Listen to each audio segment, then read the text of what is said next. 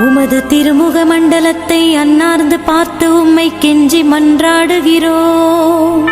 மகா சிரவணம் பொருந்திய புனித அந்தோணியாரே, சூரத்தனம் உள்ள மேய்ப்பரே, பசாசுகளை மிரட்டி ஓட்டுபவரே, திருச்சபையின் கருணையின் கண்ணாடியானவரே, இவ்வுலகில் எங்கள் ஆதரவும் நீரல்லவோ, எங்கள் தஞ்சமும் நீரல்லவோ, எங்கள் சந்தோஷமும் நம்பிக்கையும் பாக்கியமும் நீரல்லவோ.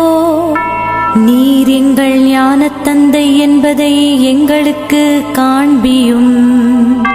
பிள்ளைகள் செய்த குற்றங்களை தாய் தந்தையர்கள் பாராட்டுவார்களோ?